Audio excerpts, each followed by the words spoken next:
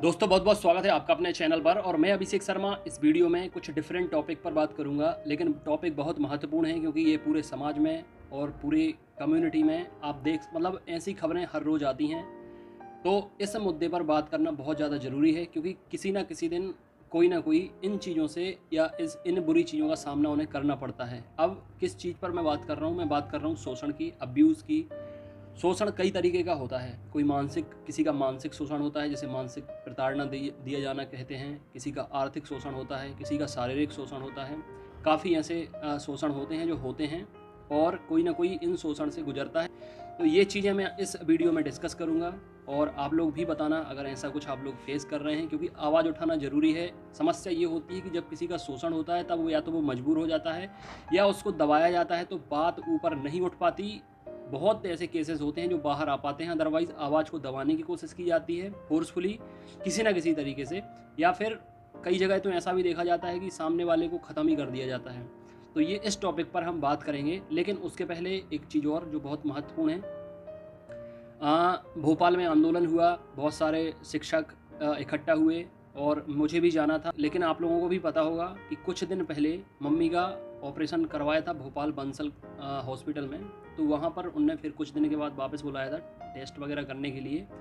तो इत्तेफाक से मैं भोपाल में तो था, लेकिन कुछ ऐसी पारिवारिक ज़रूरतें होती हैं जहाँ आपका होना ज़रूरी होता है। तो मैं उस टाइम पर हॉस्पिटल में था, टेस्ट चेकअप वगैरह करा रहा था, इसलिए मैं वहाँ पर पहुँच नहीं पाया। हालाँकि मैं लगातार संपर्क में था, जो भी साथी हमारे आंदोलन में इन्वॉल्व हुए थे उनसे मैंने पूछा भी था, अगर बहुत ज़्यादा ज़रूरी हो तो बताना, कैसे न कैसे करके मैं टाइम निकाल कर आ जाऊँगा। लेकिन मुझे बताया गया कि आज हम लोग फ़िलहाल आंदोलन नहीं कर रहे हैं, और आज हम सिर्फ ज्ञापन दे रहे हैं, प्रेस कॉन्फ्रेंस कर रहे हैं। तो अगर ना आओ तो भी चलेगा, लेकिन अब जब हम आगे आंदोलन करेंगे, अगर करना पड़ा तो विशाल आंदोलन करेंगे, तो फिर ज़रूर हम सबको एक साथ इकट्ठा होना पड़ेगा। इसलिए मैं आपको देखा नहीं, वहाँ नहीं जा पाया। भोपाल में तो मैं था, लेकिन अब आगे जब भी जो भी कुछ होता है हम प्लान करेंगे तो वहाँ सब लोग इकट्ठा ज़रूर होंगे, आंदोलन भी करेंगे, और जो हमारी मांगें हैं उनको हम पूरा करने के लिए कोशिश करेंगे।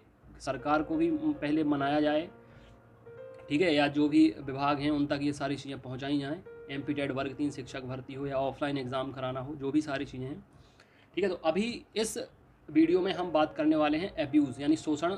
शोषण जो भी होता है, शोषण कितने प्रकार का होता है, कैसे होता है, कहाँ कहाँ ये ज़्यादातर होता है, तो इन सब मुद्दों पर तो सबसे पहले हम बात करेंगे।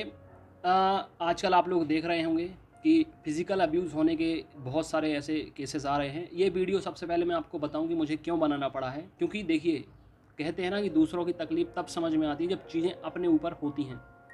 एब्यूज़, हालांकि मैं एक ऐसा व्यक्ति हूँ, आप सब लोग जानते हैं, जितने लोग मुझसे लगातार जुड़े हुए हैं इतने सालों से, आप लोग सब लोग मेरे बारे में जानते होंगे। मेरा नाम अभिषेक शर्मा है। फिर एक बार बता देता हूँ, बहुत सारे नए लोग होंगे जो इस वीडियो को देख रहे होंगे। मेरा नाम अभिषेक शर्मा है। क्वालिफिकेशन मेरी एमसीए है, master of computer application. Professionally software engineer हूँ, और मैं मुंबई में भी रहा हूँ असिस्टेंट राइटर और असिस्टेंट डायरेक्टर के तौर पर। सब टीवी में मैंने काम किया है, जो तारक मेहता उल्टा चश्मा या फेयर फाइल जी टीवी पर आता था, ठीक है। इन सारे जो टेलीविज़न शोज़ हैं, इन पर, कॉमेडी नाइट विद कपिल, इन पर भी मैंने काम किया है। और इसके बाद आप देख रहे हैं कि 2017-18 से जो पीईबी एग्ज़ाम है, इनको मैं कवर कर रहा हूँ, क्योंकि मैंने देखा कि मध्य प्रदेश के जो बेरोज़गार युवा हैं, इनके साथ किस तरीके का, यहाँ एक शोषण निकल के आएगा जो पीईबी के द्वारा किया जा रहा है। किस किस तरीके से शोषण किया जा रहा है, एक तो ये मैं आपको बताऊँगा, ठीक है। और मेरे बारे में आप लोग जानते होंगे कि बहुत सारे ऐसे एग्ज़ाम हैं जो मैंने क्वालिफाई किए। अभी रिसेंटली एमपी हाई कोर्ट के एग्ज़ाम में सिलेक्शन हुआ है, हालांकि अभी उसका ज्वाइनिंग नहीं हुआ है, ठीक है। और इसके अलावा ये सारी चीज़ें देखकर, जो पीईबी के द्वारा मेंटली टॉर्चर किया जा रहा है बच्चों को, हज़ारों हज़ारों रुपए लेके फॉर्म फीस भराई जाती है, ये आर्थिक टॉर्चर होता है। तो इसकी तो मैं बात करूंगा ही, लेकिन मैंने ये वीडियो आज इसलिए बनाया है क्योंकि ये जो मध्य प्रदेश में चल रहा है ना, कि एग्ज़ाम निकलते नहीं हैं, भर्तियां निकलती नहीं हैं, फिर भर्तियां होती हैं तो अटक जाती हैं, अटकने के बाद फिर कोर्ट में केसेस होते हैं, फिर कोर्ट केस के बाद फिर कहीं जाके भर्ती होती है, और कई ऐसी परीक्षाएं हैं जिन पर कोर्ट केस ही नहीं होता है, लीपापोती होती है और चीज़ों को रख दिया जाता है।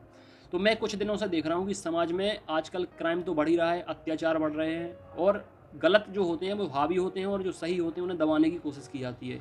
इसलिए मैंने सोचा, भले ही मैं सॉफ्टवेयर इंजीनियर हूँ, राइटर हूँ, असिस्टेंट डायरेक्टर हूँ, ठीक है, कुछ भी हूँ, लेकिन मुझे कहीं ना कहीं अब ये ज़रूरत लगी कि देखो, मुझे राजनीति तो बिल्कुल पसंद है नहीं, ना पॉलिटिशियन पसंद है, ना पॉलिटिक्स पसंद है। मैं इसको डर्टी पॉलिटिक्स बोलता हूँ, जिस तरीके की पॉलिटिक्स आजकल देखने को मिलती है, इसलिए मैं राजनेता बन के चुनाव लड़ूँ, फिर जाके सोचूँ कि मैं सब चीज़ें सही कर दूँ, वो तो मैं सोचता नहीं, मेरे मन में विचार आता नहीं है। लेकिन मैंने अभी एक चीज़ सोची है, मेरे जो काबिल दोस्त हैं, मेरे 1-2 ऐसे दोस्त भी हैं जो कोशिश कर रहे हैं, पीईबी एग्ज़ाम्स में अगर गड़बड़ियाँ होती हैं तो खुद केस लड़ते हैं, पिटीशन दायर करते हैं, ठीक है? तो ये चीज़ मैंने भी सोचा कि अब कहीं न कहीं एक इंसान, वो कहावत है ना कि अकेला मतलब भाड़ नहीं तोड़ सकता एक दाना, ठीक है? तो इस तरीके से कहीं न कहीं किसी न किसी को सपोर्ट की ज़रूरत होती है, और ज़्यादा लोग होते हैं तो चीज़ें थोड़ी-सी आसान हो जाती हैं। तो मैंने भी सोचा कि मैं भी एलएलबी करूँ, लॉ करूँ, लॉयर बनूँ, ठीक है? ताकि मध्य प्रदेश में जितनी भी गड़बड़ियाँ, धाँधली, घोटाले या हमारे आस-पास सोसाइटी में, समाज में जो भी हम गलत देखते हैं, कहीं न कहीं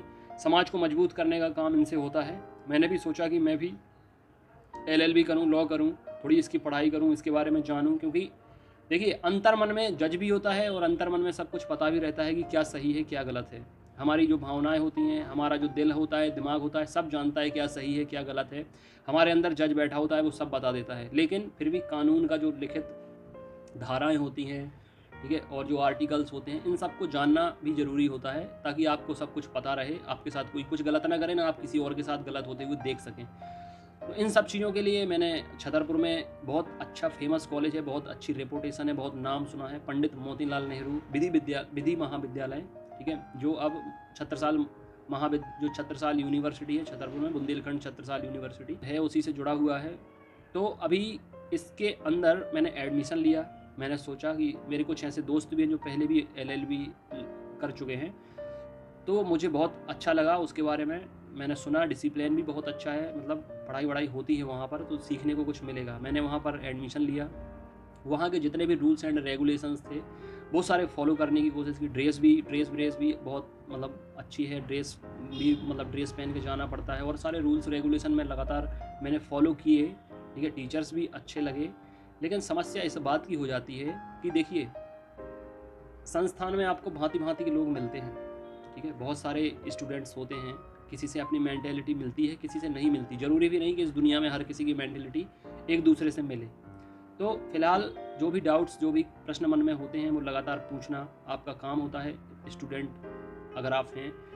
तो ये काम तो लगातार चल ही रहा था। इसके साथ-साथ होता क्या है कि कई बार ऐसी चीज़ें हो जाती हैं कि टीचर्स को पसंद नहीं आती हैं, और कई चीज़ें स्टूडेंट को भी पसंद नहीं आती हैं। लेकिन समस्या ये होती है कि स्टूडेंट है और टीचर वहाँ का मालिक है, टीचर वहाँ का माय लॉर्ड है। तो टीचर कई बार चीज़ें सही हो या गलत दबाने की कोशिश करते हैं स्टूडेंट्स को। और इसके अलावा फिर कुछ ऐसे स्टूडेंट भी होते हैं जिन्हें समझ तो दो कौड़ी की होती नहीं है, लेकिन बातें बड़ी-बड़ी बनाते हैं। अभी हुआ क्या जनरली, यहाँ पर मैं मेंटली शोषण की बात करूँगा, इसके बाद हम फिज़िकली अब्यूज़ की बात करेंगे, इकोनॉमिकल अब्यूज़ की बात करेंगे। तो हुआ क्या कि जनरल डिस्कशन आप सब लोग जानते हैं, दोस्ती यारी में ऐसे जनरल डिस्कशन होते हैं कहीं भी। तो कॉलेज के पार्किंग प्लेस में मेरा कुछ ऐसे मेरे फ्रेंड्स थे क्लास के, बॉयज़ गर्ल्स, जहाँ पर हम लोग डिस्कशन कर रहे थे किस चीज़ का, रिजर्वेशन या मल्टीपल ऐसे टॉपिक थे जिनको लेकर हम बात कर रहे थे।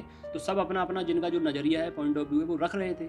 अब वहाँ पर कोई इस तरीके का स्टूडेंट था, वो भले ही अपने आप में कितना बेहतर स्टूडेंट बताए, बट अब मैं उसे असामाजिक तत्व ही कहूँगा, कि जिसमें इतनी समझ नहीं है कि आपस में जो डिस्कशन चल रहा है, ये हमारा जनरल डिस्कशन चल रहा है, कोई प्रोफेशनल डिस्कशन नहीं चल रहा है। ना इन डिस्कशन को इतना ज़्यादा सीरियस लेना चाहिए, क्योंकि हम लोग सिर्फ डिस्कशन कर सकते हैं, ना तो कानून हमारे हाथ में है, ना हम कोई चेंजेस करने वाले हैं, ना संविधान में संशोधन हम कर सकते हैं।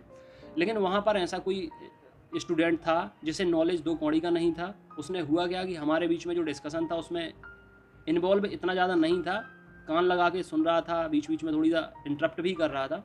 तो हुआ क्या कि अगले दिन जब क्लास हुई तो उसने एक सर से कंप्लेन कर दी कि मैं रिजर्वेशन के ऊपर या जातिवाद के ऊपर बात कर रहा था, जबकि मेरा कहना ये था कि रिजर्वेशन गरीबी या अमीरी, मतलब गरीबी के आधार पर होना चाहिए, ना कि जाति के आधार पर, ठीक है? ये मेरा नज़रिया है, और मैं आपसे भी सबसे कहता हूँ, हर जाति के लोग जुड़े हैं, हर धर्म के लोग मेरे चैनल से जुड़े हैं, और आप लोग इतने लंबे समय से जुड़े हुए हैं मुझसे। अगर आप ये बताइए कि 80,000 से ज़्यादा कैंडिडेट मुझसे जुड़े हुए हैं लगातार 3-4 सालों से, ये संख्या लगातार बढ़ती आ रही है, बहुत जल्दी हम 1 लाख को पार कर लेंगे।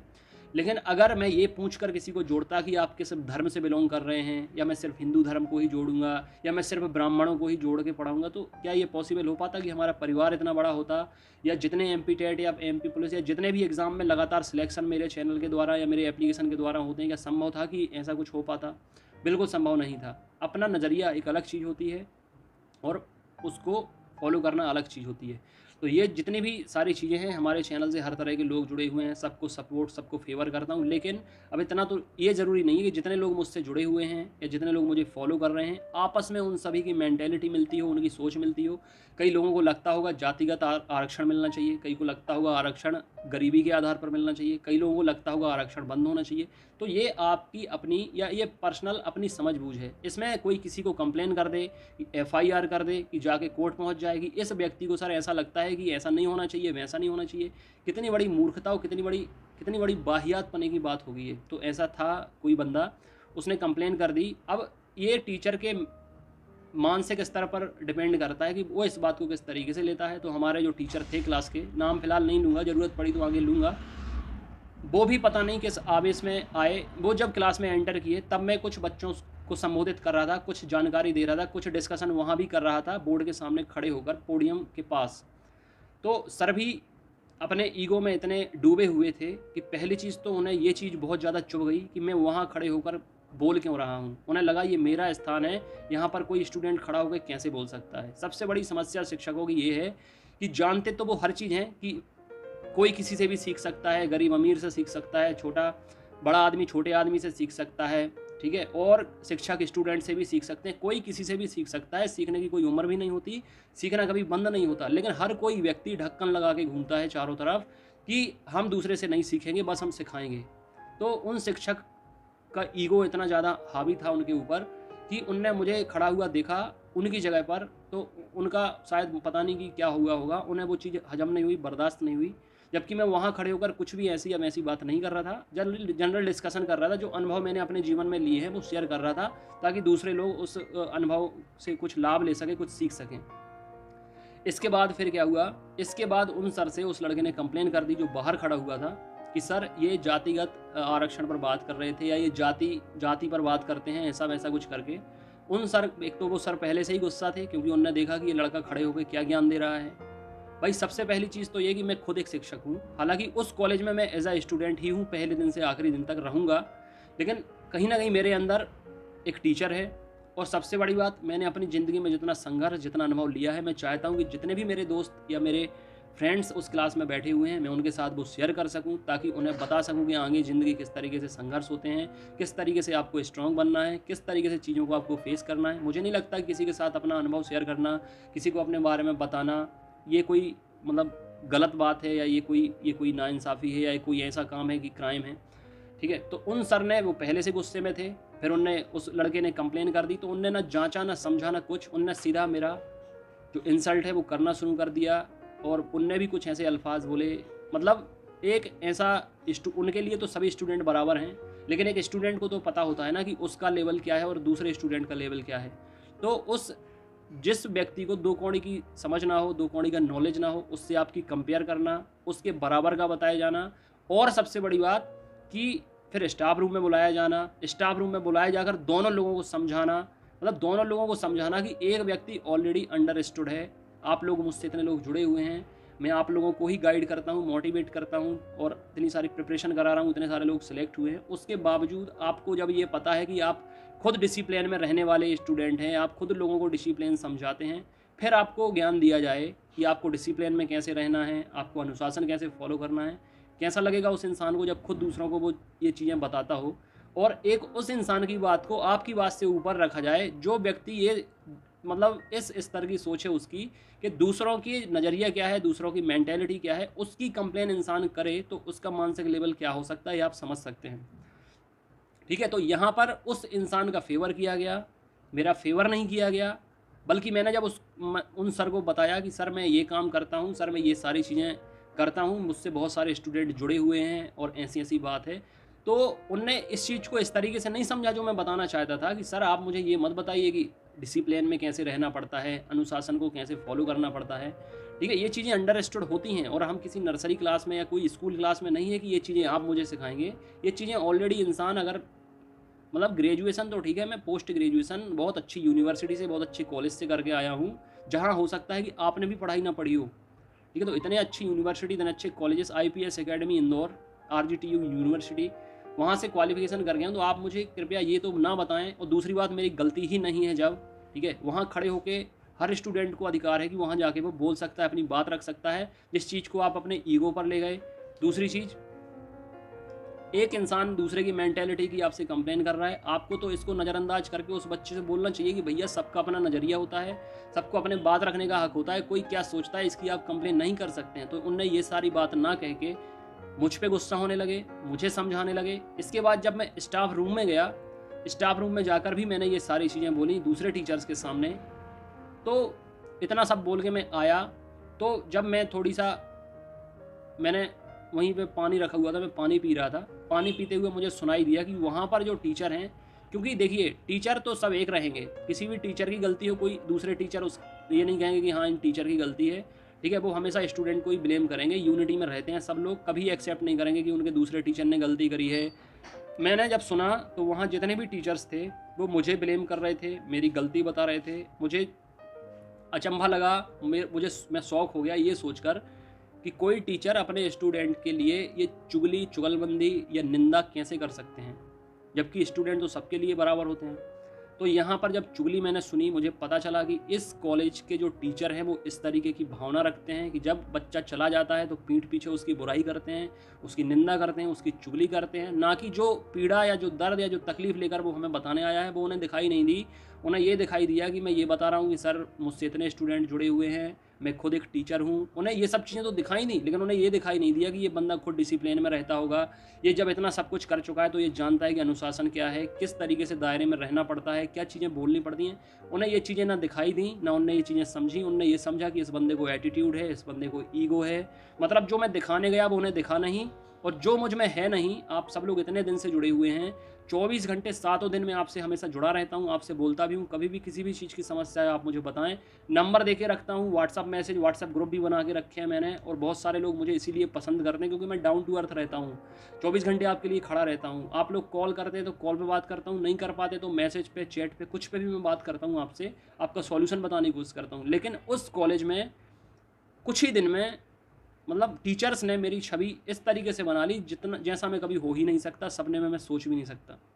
एक और मैडम है जो इंग्लिश पढ़ाती हैं, पढ़ाते पढ़ाते कई बार ऐसा होता है कि चीज़ें मूव कर जाती हैं। जैसे पढ़ाते पढ़ाते कोई दूसरे टॉपिक्स भी आ जाते हैं, उन पर डिस्कशन होने लगता है, एक सामान्य सी बात है, ठीक है। तो ऐसे ही पढ़ाते पढ़ाते कुछ टॉपिक पर मूव करी वो मैडम, जिस पर जो मेरा नज़रिया है मैंने रखा, उनसे थोड़ा सा डिस्कशन हुआ। लेकिन मैंने क्या बताया कि आप आखिरकार उस क्लास में स्टूडेंट ही हैं और टीचर उस क्लास का मालिक है, तानाशाह है, ठीक है। हालांकि ये प्रवृत्ति टीचर के अंदर नहीं होनी चाहिए, स्टूडेंट को भी सुनना चाहिए, अपना पक्ष भी रखना चाहिए, फिर जो सही है वाजिब है वो बताना चाहिए, ठीक है। लेकिन ज़रूरी नहीं कि 100 में 100 बार टीचर ही सही हो, कई बार स्टूडेंट भी सही हो सकते हैं।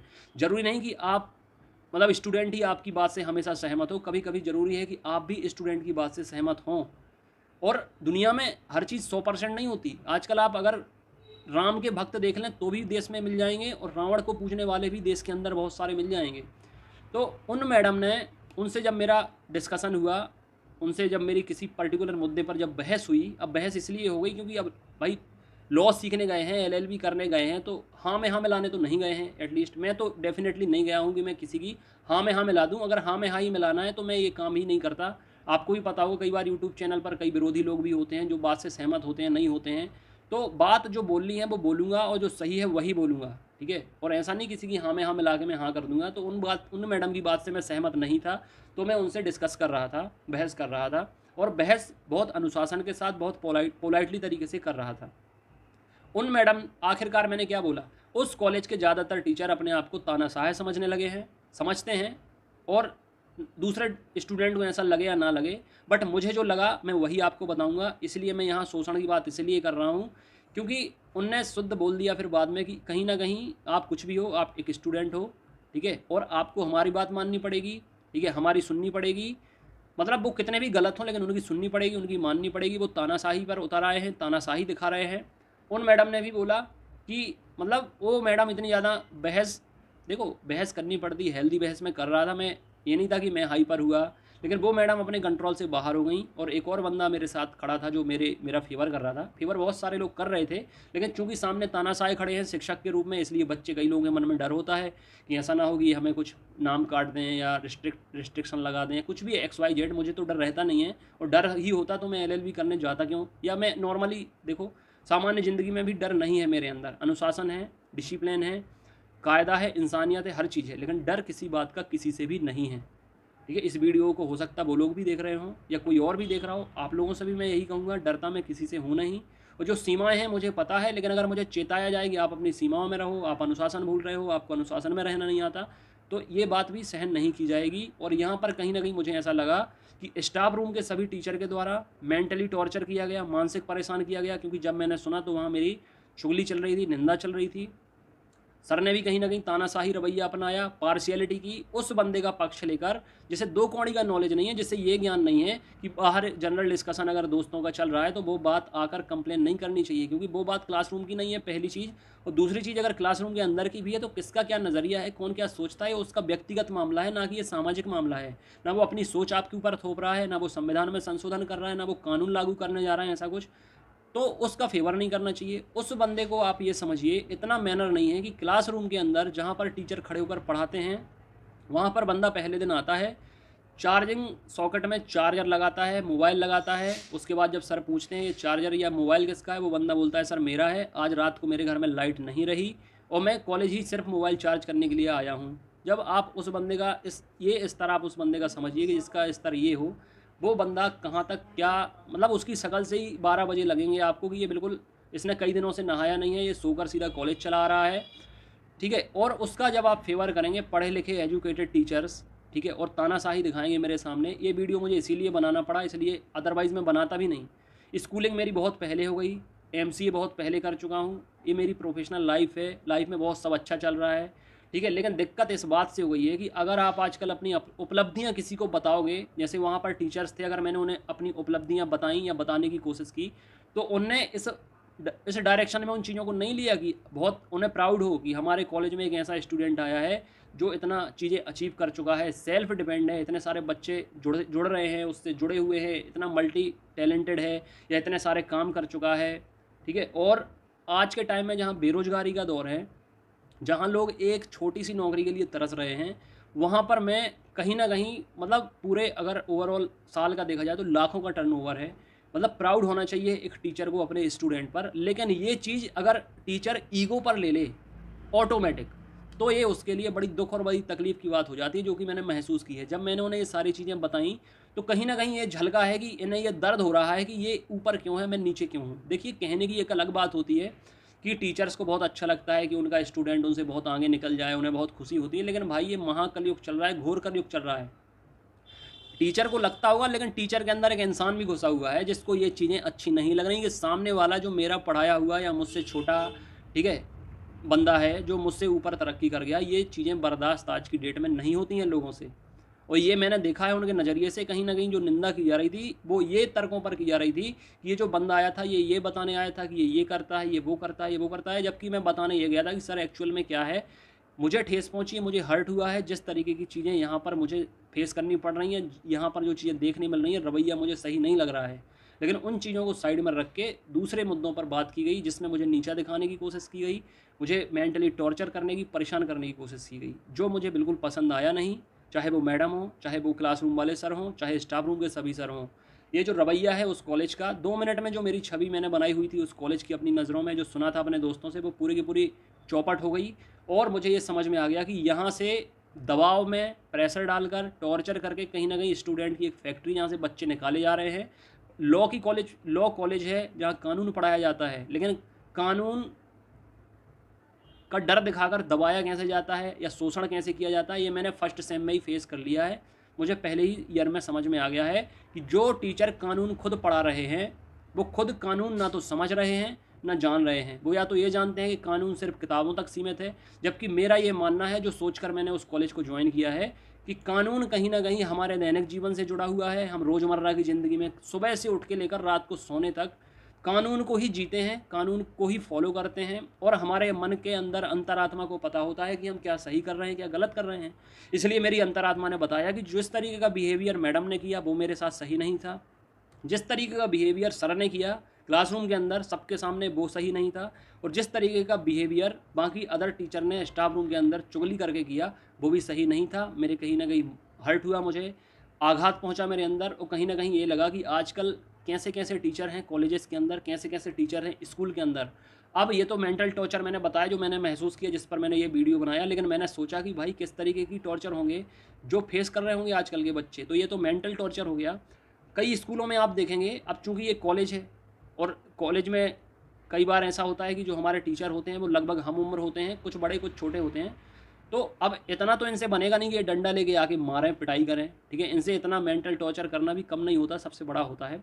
तो डंडा ला के मारेंगे तो है नहीं, पिटाई तो करेंगे नहीं। ये वीडियो देखने के बाद भी हो सकता है, हालांकि मैं कोशिश समझाने की कर रहा हूँ, लेकिन हो सकता है ये वीडियो देखने के बाद उन्हें गुस्सा आए, उनका मन करे कि ये बंदा मेरे सामने आए, मैं इसको मारूं, ये करूं वो करूं, या हो सकता है कुछ एक्शन लेने की भी वो कोशिश करें। तो ये उनका व्यक्तिगत मामला है, ये उनकी खुद की समझ है। मैं इतना ज़रूर समझता हूँ कि अगर आपको नेचुरल नॉलेज है ना, प्राकृतिक नॉलेज है चीज़ों का, तो किताबें ज़्यादा मायने नहीं रखती हैं। लेकिन जहाँ वहाँ पर जो टीचर पढ़ा रहे हैं वो लगता है किताबों की चीज़ें पढ़ रहे हैं, सीख रहे हैं, रट्टा मार रहे हैं और उसको अप्लाई कराने के लिए बोल रहे हैं। इतना मुझे समझ में आ गया कि जो कुछ चीज़ें हैं वहाँ टीचर को नहीं आ रही हैं, जो चीज़ें मैंने महसूस की हैं।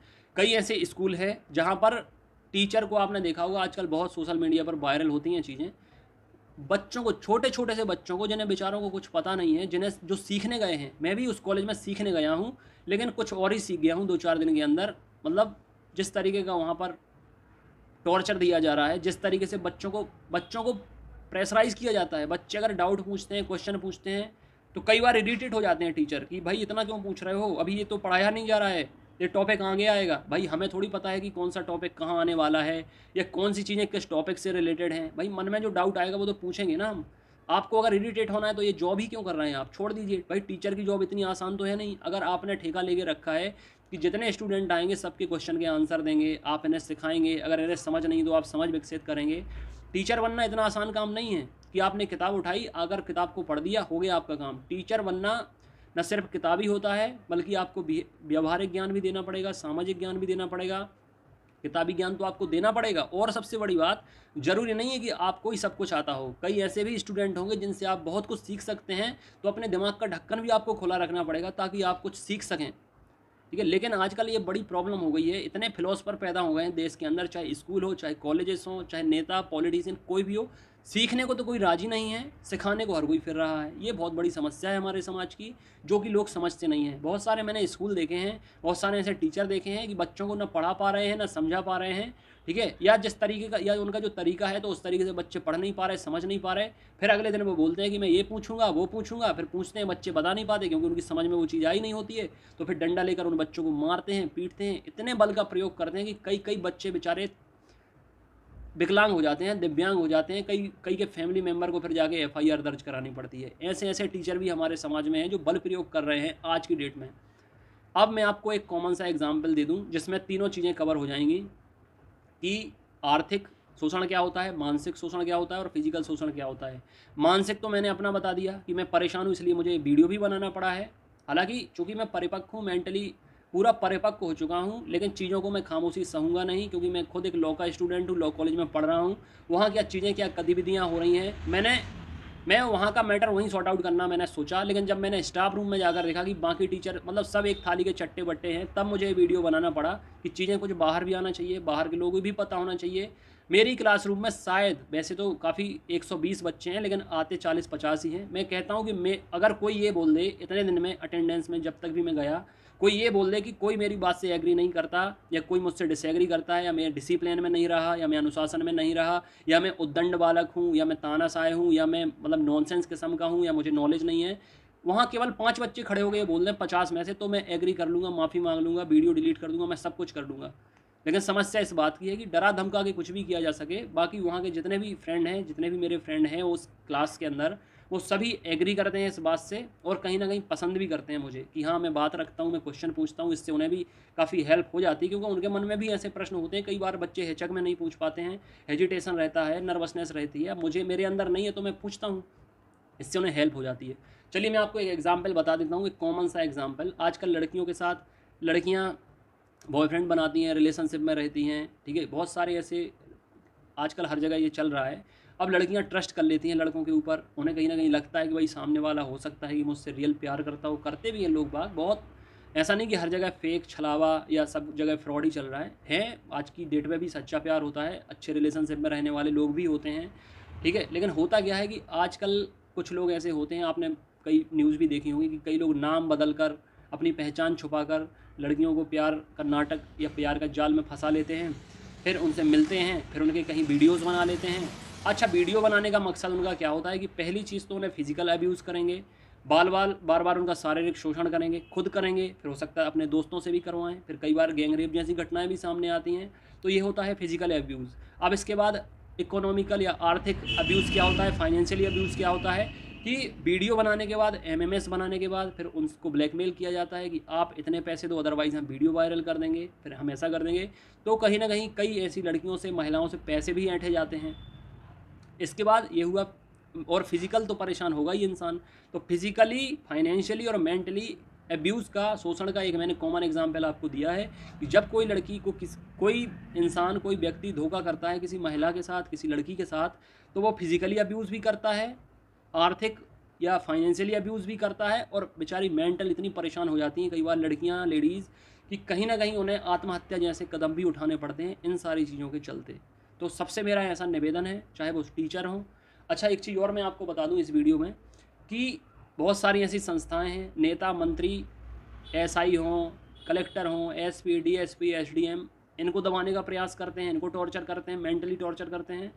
अब जब अधिकारी होंगे तो कर्मचारी को टॉर्चर करते हैं। कर्मचारी जैसे प्राचार्य लोग, आपने देखा होगा स्कूल के अतिथि शिक्षकों पर कितना ज़्यादा बर्डन देते हैं, कितना ज़्यादा काम देते हैं अतिथि शिक्षकों को। ज़्यादा से ज़्यादा सब अतिथि शिक्षक ही संभाल कर रखते हैं, उसके बावजूद 4-4, 5-5 महीने का सैलरी रोक लेते हैं। सैलरी देते हैं तो उसमें डिडक्शन कर लेते हैं, काट लेते हैं, या बोलते हैं, धमकी देते हैं कि हम किसी और को रख लेंगे, हमें तुम्हें हटा देंगे। तो मेंटली यहाँ पर बहुत टॉर्चर किया जाता है, जिसकी वो कंप्लेन भी नहीं कर सकते, क्योंकि अगर वो कंप्लेन कर देंगे तो उन्हें हटा दिया जाएगा। इसलिए लोग सहन करते हैं। मेरी मैडम ने भी, उन्हीं इंग्लिश वाली मैडम ने मुझसे कहा था, बेटा सहन करना सीखो। मतलब आप हमारा शोषण करें और हम सहन करें, मुझसे तो ना ये हो पाएगा।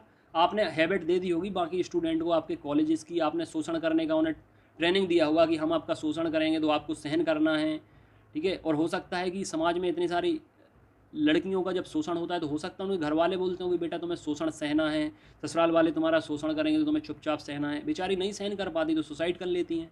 मुझे उन मैडम से ऐसी उम्मीद नहीं थी कि वो ऐसा बोलेंगे कि आप लोगों को शोषण आपका करेंगे तो सहन करना पड़ेगा। बिल्कुल भी सहन नहीं करना चाहिए शोषण। अगर आप एक बार सहन करेंगे तो लोग आपका शोषण बार बार करेंगे, फिर एक सीमा होगी कि आप बर्दाश्त नहीं कर पाएंगे तो या तो सुसाइड करेंगे या फिर किसी का मर्डर करेंगे। सीधा सा ये रास्ता बचता है। वो मैडम इतनी ज़्यादा इरिटेट हो गई थी मेरी बातों से, फिर उन्होंने ये बोला कि मैं चाहती हूँ कि तुम दोनों कभी भी किसी भी अच्छे पद पे ना जाओ, अदरवाइज़ हो सकता है उस पद पे आप लोग जाओ तो कबाड़ा कर दो। तो हम लोग तो भगवान जानते हैं कि भविष्य में कहाँ जाएंगे, कहाँ नहीं जाएंगे। हालांकि मुझे पद की कोई अभिलाषा नहीं है, मैं जो काम कर रहा हूँ पूरे एन्जॉयमेंट के साथ कर रहा हूँ, और भगवान की कृपा से मेरे पास इतने सारे स्टूडेंट्स की दुआएं हैं, बड़े लोगों का आशीर्वाद है, लक्ष्मी माता की कृपा है, लाखों का टर्नओवर है महीने में, ठीक है। गवर्नमेंट जॉब भी अगर मैं चाहूँ तो ले लूँ, ना चाहूँ तो नहीं लूँगा, ठीक है, क्योंकि मैं फ़िलहाल ये ज़िंदगी बहुत अच्छे से एंजॉय कर रहा हूँ। दुआएं हैं, लक्ष्मी माता की कृपा है, सरस्वती माता का आशीर्वाद है। तो मैडम, आपकी बात हो सकता है कि मुझे ज़्यादा मायने ना रखती हो कि आप, मुझे कोई पद की लालसा अभिलाषा नहीं है। हालांकि मुझे ये बाद में पता चला कि आप किसी पार्टी की पार्षद हैं, मतलब आप पॉलिटिक्स हैं। मैं तो ये सोचता था कि आप एज अ टीचर क्लासरूम में आती हैं, एज अ टीचर बात करती हैं, लेकिन मुझे बाद में पता चला कि आप पॉलिटिशियन हैं, पार्षद हैं। अगर मुझे पहले पता होता तो मैं आपसे बात ही नहीं करता, क्योंकि पॉलिटिशियन के मुंह में लगता ही नहीं। क्योंकि पॉलिटिशियन की सोच एक दलदल की तरह होती है, बहुत जहरीली, बहुत ख़राब होती है। वो सिर्फ अपनी एक पार्टी तक सीमित होते हैं, पार्टी की विचारधारा पर चलते हैं। अब मुझे पता नहीं था, अदरवाइज़ मैं आपसे बात ही नहीं करता, आपके मुँह ही नहीं लगता। ये बाद में पता चला मुझे। तो ये सारे बता रहा हूँ मैं आपको कि ऐसा नहीं कि शोषण केवल पुरुष करते हैं, महिलाएं भी शोषण करती हैं। अगर वो अपने पद का इस्तेमाल, दुरुपयोग करती हैं तो वो ज़रूर शोषण करेंगी, चाहे वो कलेक्टर बन गए, आईपीएस हों, चाहे प्रधानमंत्री हों, कुछ भी हों, वो महिलाएं हों या पुरुष हों, शोषण हर किसी के साथ होता है। हर कोई शोषण का शिकार होता है और आजकल हो भी रहा है। इसलिए अगर आप लोग कहीं ना कहीं किसी न किसी शोषण के अगर शिकार हो रहे हैं, बात किसी से नहीं कह पा रहे हैं, तो मुझसे शेयर करें। ये नंबर दिया है, वीडियो बनाऊंगा मैं, जो भी, अभी तो मैंने नाम नहीं लिया, लेकिन अगर ज़रूरत पड़ेगी तो नाम भी लूँगा भाई। बहुत सारे अतिथि शिक्षक भी मुझसे ये सारी चीज़ें शेयर करते हैं, ये जो अब्यूज़ उनके साथ हो रहा है। ये नंबर दिया है, मुझे व्हाट्सअप मैसेज करके बता सकते हैं, और या फिर मुझे कॉल करके बता सकते हैं। इसी नंबर पर आप कॉल, इसी नंबर पर आप व्हाट्सअप कर सकते हैं, या फिर कमेंट कर सकते हैं यूट्यूब इस वीडियो के नीचे कमेंट भी कर सकते हैं। बाकी जितने लोग प्रिपरेशन करना चाहते हैं लगातार जुड़ सकते हैं चैनल से। एप्लीकेशन डिस्क्रिप्शन में डिटेल दिया, लिंक दी गई, एप्लीकेशन डाउनलोड कर सकते हैं। जो हमारे चैनल का नाम है वही एप्लीकेशन का नाम है, एप्लीकेशन डाउनलोड कर सकते हैं। लगातार प्रिपरेशन शुरू कर रहे हैं, मेल फीमेल के अलग अलग ग्रुप हैं। इस नंबर पर व्हाट्सअप कर देना नाम और एग्ज़ाम का नाम, तो आपको संबंधित ग्रुप में जोड़ लिया जाएगा। प्रिपरेशन हम शुरू करने वाले हैं, लगातार वैकेंसीज आएंगी क्योंकि अगले साल इलेक्शन होने हैं। नॉन स्टॉप प्रिपरेशन के लिए आप फटाफट जुड़ जाएं, क्योंकि यही एकमात्र ऐसा चैनल है जो आपको strategy, time table, routine, content, notes, test series सब कुछ प्रोवाइड करेगा मोटिवेशन के साथ साथ। और दुनियादारी का जितना ज्ञान, जितना अनुभव है, वो भी आपको सब यहीं पर मिलेगा इसी चैनल पर। और आपको बता दूं, सीखना कभी बंद नहीं होता है, सीखने की कोई उम्र नहीं होती है, और सीखा किसी से भी जा सकता है, पहली चीज़। लेकिन आजकल बहुत सारे ऐसे टीचर मुझे लगे हैं, मैंने देखा है, जो उम्र के आधार पर आकलन करते हैं कि किसको कितना आता होगा। तो मैं अपना अनुभव आपको बता दूं, मैं उम्र में ज़्यादा बड़ा नहीं हूं। सामने अगर कोई टीचर मुझसे कहेगा कि तुम्हारी उम्र तो मुझसे आधी है, तुम अभी जानते क्या हो, तो मैं उसको चैलेंज देकर ये बताना चाहता हूँ कि उम्र सिर्फ एक नंबर होती है, सीखने का उम्र से कोई लेना देना नहीं होता है। अगर कोई एक बुढ़ा व्यक्ति, 100 साल का व्यक्ति एक सिर्फ गांव के दायरे तक सीमित रहता है, और एक 20 साल का लड़का जो पूरी दुनिया में घूम चुका है, हर तरीके की संघर्ष परिस्थिति का सामना कर चुका है, तो उस 100 साल के व्यक्ति को उतना नॉलेज नहीं होगा जितना उस 20 साल के बच्चे को होगा, जो पूरी दुनियादारी घूम चुका है, हर तरीके की परिस्थिति फेस कर चुका है। वो 20 साल का बच्चा उस 20 साल के बुजुर्ग से बड़ा कहलाएगा अनुभव के तौर पर। इसलिए कृपया जितने भी टीचर इस वीडियो को देख रहे हैं, जितने भी लोग देख रहे हैं, अपने दिमाग से ये बात हटा दें कि उम्र सीखने का कोई आधार होता है। आपकी परिस्थितियाँ, आपकी संघर्ष, आपका संघर्ष हो गया, आपकी एजुकेशन, आपकी स्टडी, ठीक है, ये सारी चीज़ें मैटर करती हैं कि आपने कितना क्या सीखा है और आप कितने समझदार और कितने परिपक्व हैं। ऐसे तो बड़े बहुत ऐसे पेड़ हो जाते हैं जो ना फल देते हैं ना फूल देते हैं, उम्र उनकी बहुत बड़ी होती है, लेकिन उनका सेंस क्या है इस समाज में, वो क्या योगदान दे रहे हैं। लेकिन कुछ ऐसे पौधे होते हैं जो छोटे में ही फल फूल देना शुरू कर देते हैं, तो वो समाज के लिए उपयोगी होते हैं। तो वो एक कहावत भी है ना कि बड़ा हुआ सो क्या हुआ, जैसे पेड़ खजूर, पंक्ति को छाया नहीं, फल लागे अति दूर। कि बड़ा होने से कुछ नहीं होता है अगर उसमें बहुत ऊपर फल लगे हैं जो लोग खा ही ना सकें। और दूसरी बात, अगर राहगीर को उस पेड़ से छाया नहीं मिल रही है तो उस पेड़ का क्या काम है। तो ऐसे ही सिर्फ बड़े होने से कुछ नहीं होता, सिर्फ किताब उठाकर शिक्षक बनने से कुछ नहीं होता। जब तक आप बच्चों का भी सम्मान होता है, स्टूडेंट का भी सम्मान होता है। मानहानि आपने सुना होगा, सिर्फ शिक्षकों का मान नहीं होता है कि शिक्षकों की वैल्यू, रिस्पेक्ट होती है। अनुशासन हर किसी के लिए ज़रूरी होता है। टीचर को भी ये सीखना चाहिए कि स्टूडेंट की इज्जत कैसे रखनी है, अदब से कैसे पेश आना है। शिक्षक को भी अपनी मर्यादाओं में रहना चाहिए, शिक्षक को भी डिसिप्लिन बनाकर रखना चाहिए। ये मतलब नहीं कि सब पूरी की पूरी जिम्मेदारी स्टूडेंट की होती है। माहौल बनाने का काम शिक्षक का भी होता है। ये शिक्षक को जानना समझना बहुत ज़रूरी होता है। अगर आप शिक्षा दे रहे हैं तो वो शिक्षा आपको अपने ऊपर अप्लाई करनी चाहिए। सबसे पहले ज़िंदगी में 3 स्टेप होते हैं। सबसे पहले होता है लर्न मतलब होता है सीखना। उसके बाद होता है अप्लाई मतलब अपने ऊपर उसको अप्लाई करना। और फिर उसके बाद होता है टीच मतलब पढ़ाना या सिखाना। लेकिन होता क्या है, आजकल ना लोग लर्न कर रहे हैं ना अप्लाई कर रहे हैं, सीधा टीच कर रहे हैं। सिखाना हर कोई चाहता है, आगे आकर ज्ञान सबको देना चाहता है, लेकिन ज्ञान कोई लेना नहीं चाहता, उसको अप्लाई नहीं करना चाहता। बहुत दुखद और बहुत बदकिस्मती की बात ऐसी है। मुझे बहुत उम्मीदें थी, बहुत आशाएं थी जिस कॉलेज में मैं गया था, मोतीलाल नेहरू, लेकिन वहाँ की फैकल्टी का ये बिहेवियर, इस तरीके का माहौल, जो मुझे दूसरे स्टूडेंट हो सकता है एग्री ना करते हों, क्योंकि उनने हो सकता है कि शोषण झेला हो, उन्हें दबाया गया हो, चुपचाप वो सहते रहे हों। लेकिन मैंने जो चीज़ देखी वो बताई। मैं कानून की पढ़ाई पढ़ रहा हूँ, इसलिए ना गलत देखूँगा, ना गलत सुनूंगा, ना गलत सहन करूँगा। जो लगेगा वो बताऊँगा। और बाकी आपके साथ अगर कुछ ऐसा हुआ है तो कमेंट करके मुझे बताएं। इस वीडियो में इतना ही, बहुत जल्द अगले वीडियो में मिलूँगा। चूँकि टॉपिक बहुत सेंसिटिव था, संवेदनशील था बहुत, और आजकल ऐसी खबरें न्यूज़पेपर में डेली आती हैं और कई खबरें आ भी नहीं पाती क्योंकि लोग सहन कर रहे हैं। तो ये चीज़ें आजकल बहुत ज़्यादा दिक्कतें पैदा कर रही हैं, बहुत लोग सुसाइड कर रहे हैं। इसलिए इस सेंसिटिव टॉपिक पर बात करना बहुत ज़रूरी था। इसलिए वीडियो लंबा भी हुआ है, क्योंकि हमने फिज़िकल, इकोनॉमिकल और मेंटल एब्यूज़, तीनों तरह के एब्यूज़ जो है उसकी बात की, तो टाइम थोड़ी सा लंबा हुआ है। इसे आप एक लेक्चर भी मान सकते हैं, ठीक है, एक टॉपिक था जिसके बारे में आपको एजुकेशन दी है। अब आपको क्या लगता है, आपके साथ क्या हुआ है, कहीं आप ग्रसित तो नहीं हैं, बताएं। हम उस पर भी वीडियो बनाएंगे और लगातार स्टडी के प्रिपरेशन के वीडियोस आपको अब आते रहेंगे। हम जल्दी जल्दी प्रिपरेशन शुरू कर रहे हैं, बहुत सारे लोग जुड़ चुके हैं। इस वीडियो में इतना ही। God bless you, take care.